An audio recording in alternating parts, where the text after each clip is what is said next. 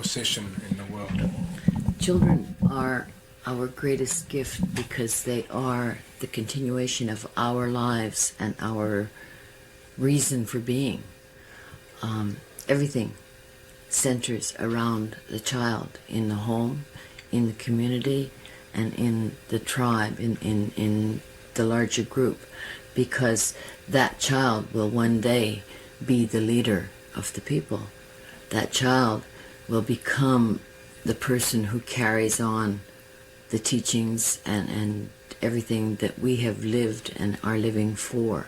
And so a child is always nurtured. A child is treated very special. We don't physically or mentally abuse our children. Our children they're given to us, and our sole purpose is to keep that child happy and to teach what we know, and not to do it in a way that the child would resent it or want to change the fundamentals of it. The children are always treated with the first respect. The most important people in any tribe in the whole continent that I've seen are babies and old people, because the old people carry the wisdom, and the babies will continue one day to be the old people, and everyone else in between is responsible for respecting and taking care of these two entities. It's completely opposite of what it is now in the West. All the middle part is there, you know, in importance, and all the rest is... Is that similar to you? Oh yeah, very much so. I think so. I've found that all across the continent, our people feel the same way about children. Children are a gift from God. You are fortunate enough to be able to carry that life with you, within you. You are fortunate enough to be able to bring forth that life, and even further than that, you receive the gift of teaching that life and nurturing that child into a being that will eventually teach the rest. Why do you think the Western women have become so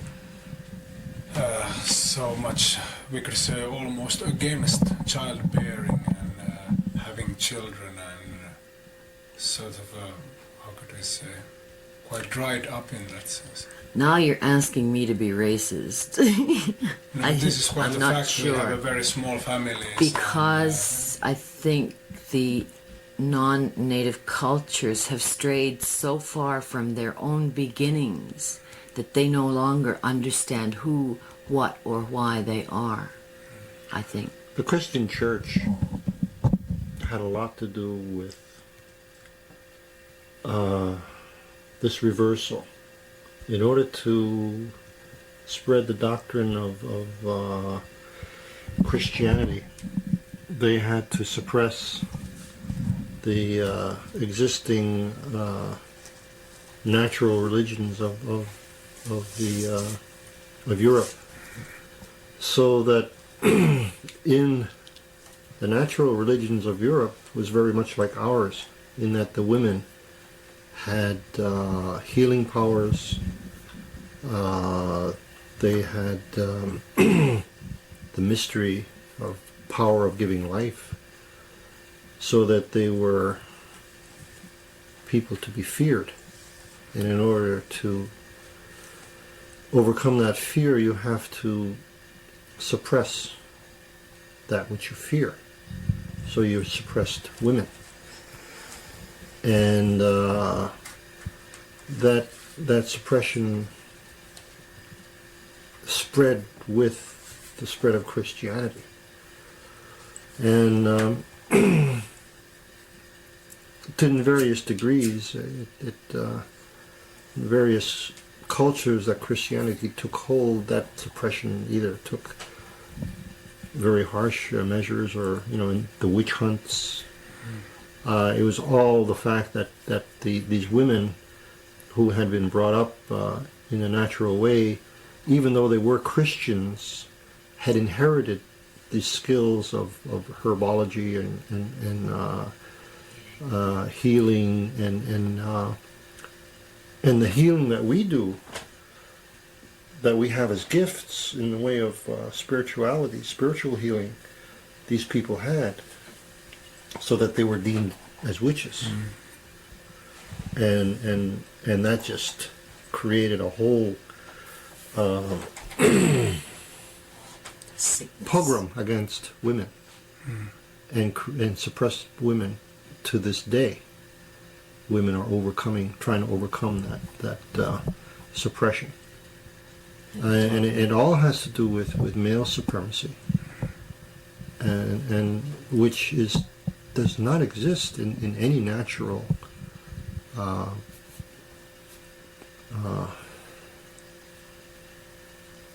culture. And because it's unnatural, it's become a sickness, a disease. And when you get a disease, the only logical thing to do about that disease is remove it. And this is what the feminist movements and the women's liberation movements are trying to do, is to cure that disease. But you can't cure sickness with sickness, you see. And they haven't learned to understand that, again, I have to repeat, a woman is nothing without a man, and a man is nothing without a woman, because the Creator put us here to complement us, one another, to be one complete whole. And this is how creation is. It's very logical, very simple. And I women's liberation and the feminist movement totally escapes me, because I have no need of it.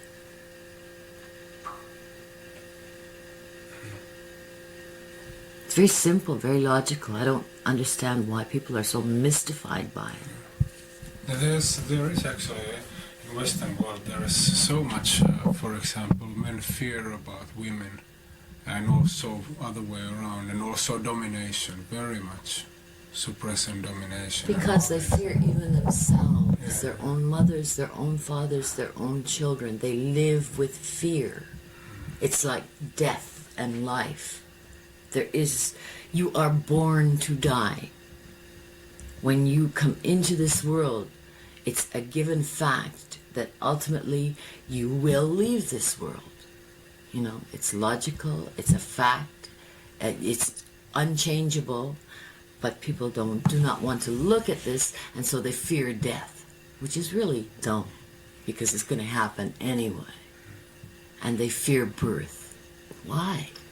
And this is why the birth control and all of these abortion movements and things like that. We had birth control in our communities, in our societies, natural birth control, and just like in the animal world.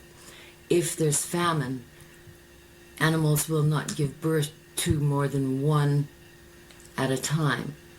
And when it has evened itself out again, you'll find that, just take for instance wolves, instead of having one pup, as it evens itself out, it will have 2, or she will have 4 or 5, according to what is natural and what is going to bring back the balance of nature.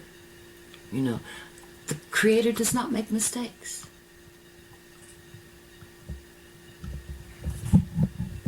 Yeah. I guess it's about everything for this night now. Okay, good. Yes, All thank right. you. Thank you very much.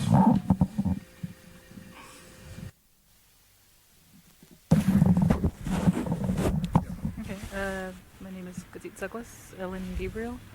I'm Kanyakahage, or part of the Mohawk Nation. I'm an artist and also a spokesperson for the Longhouse here in Ganasadage. I also volunteer work my time at the radio station, and the present my artwork is suffering somewhat the time I take for it, because I go out to speak in public forums to try and help our people who are struggling against a very large and bureaucratic machine, the Canadian government. Yeah, I've noticed it's really large. But so, could you first of all tell about a little bit about your arts and the arts in general, as you know, as largely as you know about the native arts and the different type of orientation of the native arts? Well, The mediums that I use for my work is painting, and I also draw with inks and charcoal. My subjects, many of its roots stem from my own culture. Some are political themes, some are legends, some are just based on reality that I see around me now, contemporary life. With the arts, as far as work that is done by Native people, I think there's a stigma around it that unless you paint like the West Coast Indians, you're not doing traditional Native art, which may be true.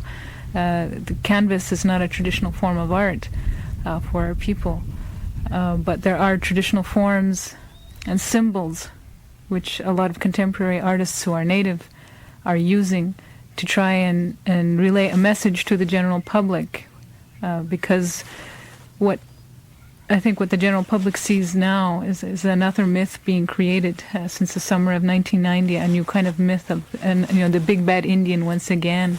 And so visual art is a non-threatening way to educate the public as to our true identity and what we want. Yeah, this is exactly what I'm trying to do also in my part, in a way. That's so we could say an honor to your people in that sense. Mm-hmm. But anyway, so is there a major conflict between these two art forms that people are really objecting it somehow? This non-traditional, as they call it, in that sense, like your arts, for example. I think what bothers contemporary artists of Native ancestry is the fact that is that stigma. You have to have Native symbols in there, or else you're not identifying. You're not doing what you're supposed to be doing. You're not supposed to be making museum pieces. What the other problems I have with is having true traditional art forms such as cornhusk dolls or the masks that are made being seen as artifacts or else either crafts. And for myself, the people who create those are just as, for myself to be considered as much an artist as I am or a sculptor is, because what they're doing is, while in the process of perpetuating a certain style that our ancestors gave us, using the corn husks, they're also creating something that is contemporary. There's a group of women from Akwesasne, Pam Brown, and Gail General who are doing that. And they're doing some very creative and innovative things with cornhusk dolls, but it's considered craft. And as far as the masks are concerned, there are some people who are selling them, which many traditional people disagree with because they are sacred objects to us. They're to be used in ceremonies and not for commercial use. Museums have these pieces, which they shouldn't.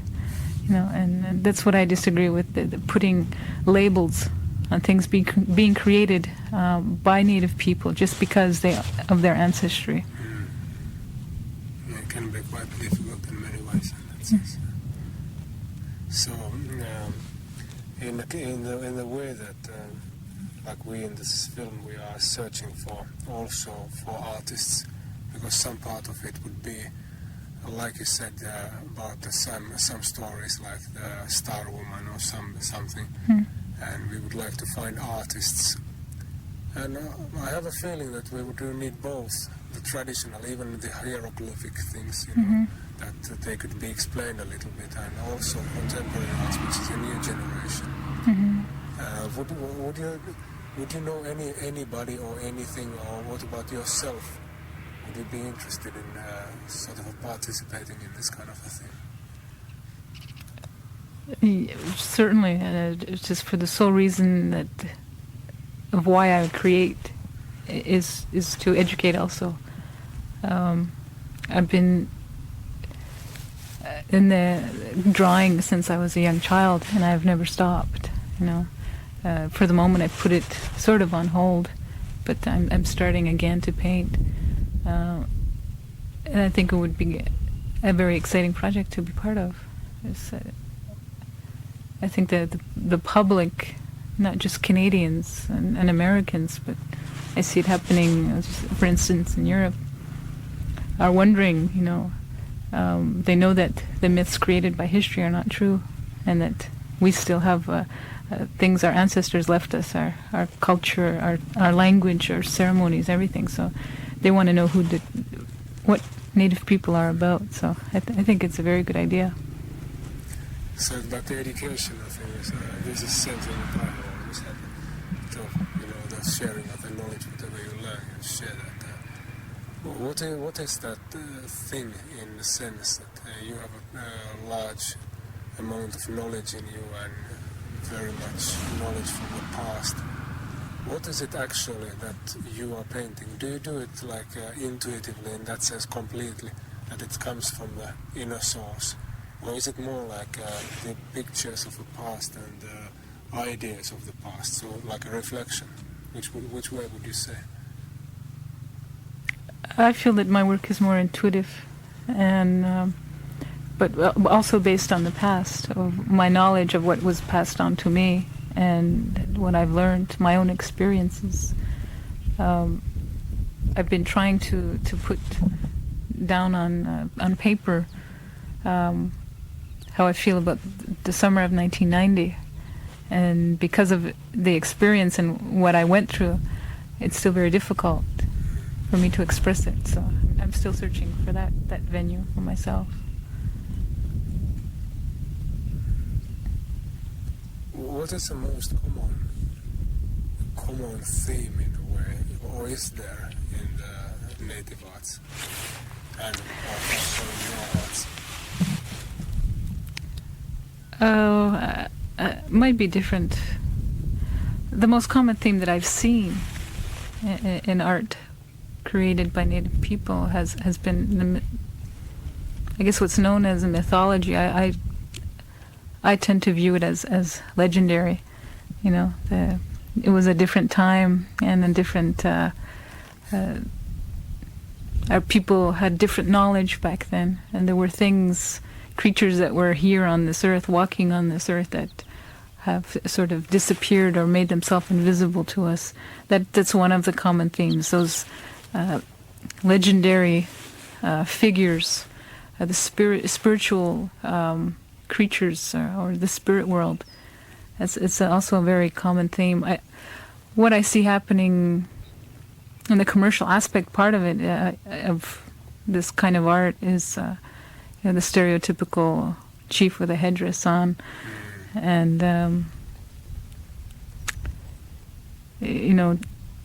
paintings based on photographs taken by E.S. Curtis. I see a lot of people reproducing that, and that's fine. If that helps them express themselves, but I don't think it's helping people and for the educating themselves, because we don't dress like that anymore. We only do that for certain ceremonies. It's not an everyday occurrence. It's very special. So what is the aspect that, for example, if we talk about your case now, what are you educating? What are you educating? What are you trying to teach in your art to be natural? Say, for example, now in my case, for the white people or the general public. I've painted some of the legends, and the reason that I do that is to have people question, well, what's this about? Because a lot of what our traditions are based on those legends. So some of them will explain why we do things. Sometimes that's just the way it is. Sometimes it's I like to do portraiture, of contemporary people, and I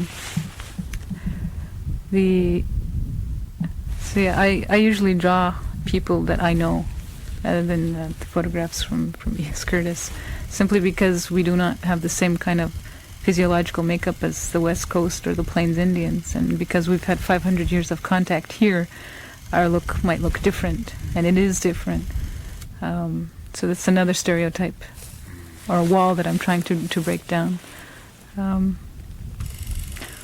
And I think that the spirituality I try to reflect is very difficult because you cannot put words to it, and it's even more difficult to picture. I know, yes. So those are some of my attempts, anyways. So what would you say about the nature of our time now? I think we're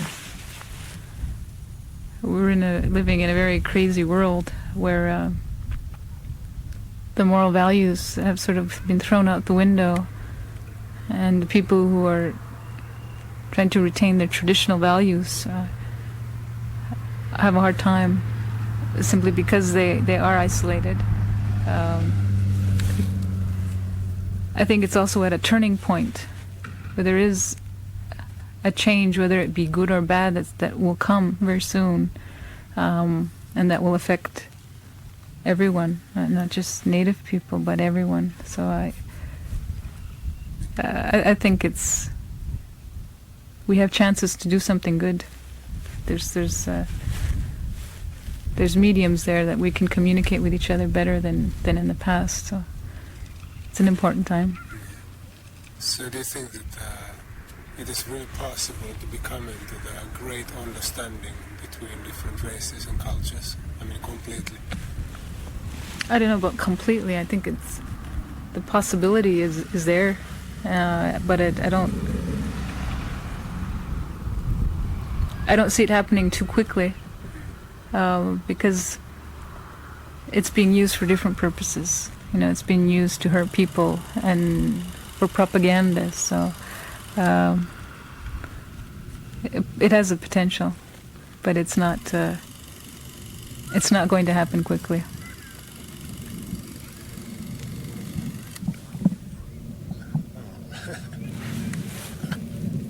So funny.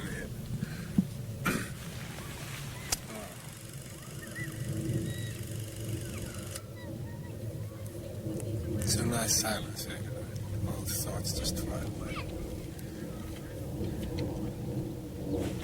So, what would you say as an advice if we go to do a film about native spirituality, which is of course related to this day, with some little political aspects, but not too much. It's not going to be a fighting film in that sense. It's more beauty and wisdom and understanding in that sense. What would you give us an advice as an artist? Well, for one thing, I think it's been explained to you, but for most native cultures or nations, the political and spiritual are not separate. They're intertwined. So you have to have a different attitude about what you're searching for. Spiritual, are you coming from your background and trying to tell what you think is the native spirituality, or because you can never capture that on film.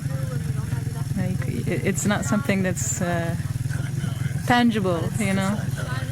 I think someone can explain to you what some of the philosophies which help guide us. Yeah, actually the contents and the idea basically is that because usually the Western culture has forgotten its rules and how to be a human being, and we could say a divine being at the same time. That's the main question what I'm asking with this film: how to be this maybe again, why it has been forgotten, and what to do to become like that again. I think it's because it takes a lot of hard work to be that way. It's very easy to be complacent and passive and to be a couch potato. It's such an easy life, and you don't have to strain yourself too hard. Whereas the other side, what you're searching for, it takes work, discipline, and dedication. And I think that's a quality that through the institutions has been allowed to fall from our qualities of human beings. That's why you have street people. Canada was named as one of the most, the best place in the world to live. It's one of the richest countries in the world, yet there are homeless. There are people living in shacks. There are children who are going hungry, and you know, if Canada was such a good country, there would not be that. So would you just tell a little bit about your own experiences as myself as an artist too, that as the native people very often talk about signs, there are signs in the world. They can sense things, see signs. And also they talk about very much about visions, which are sort of spiritual visions. Spiritual guidance inside. Can you a little bit talk about that in your own part? How has it been in your life as an artist?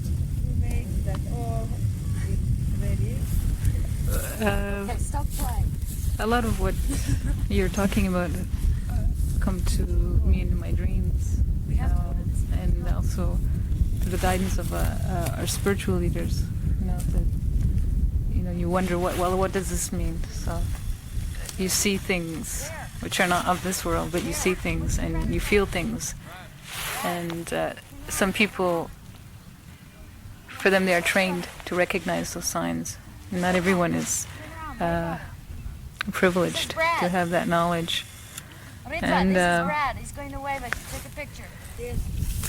we, for myself personally,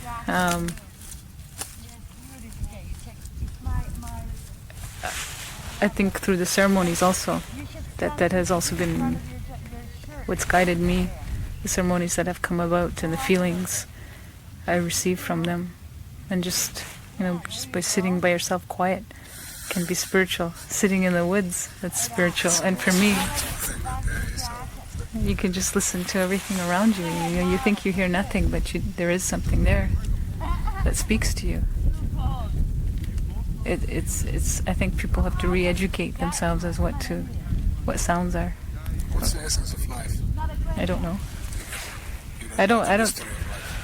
I wish I did. I think I'd be a rich person. I could write a book. I think I am. I'm rich. I am rich, and not. I think the values that we have for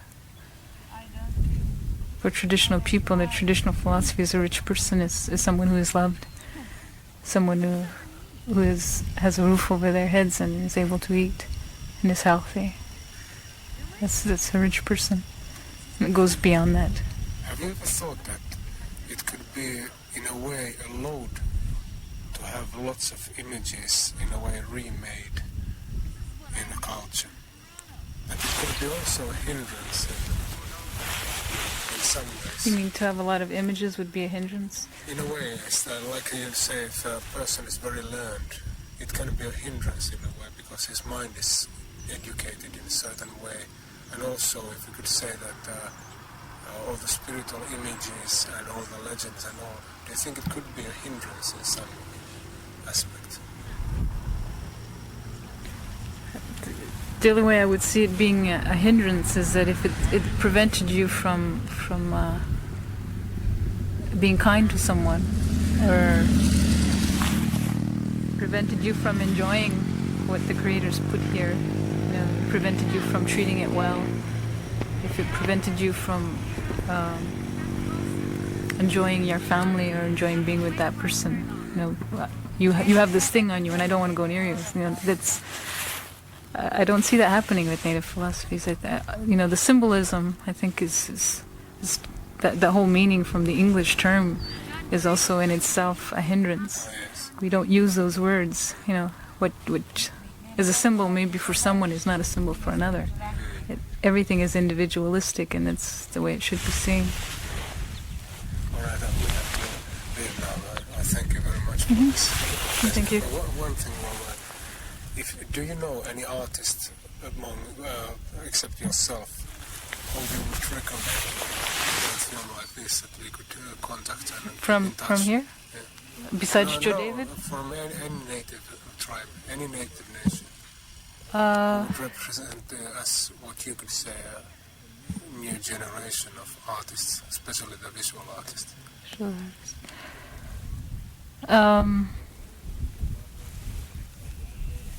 There's some native artists in Toronto which Margie might be able to help you with the Oyani Mani and or Maxine Noel. Joe David is a good one.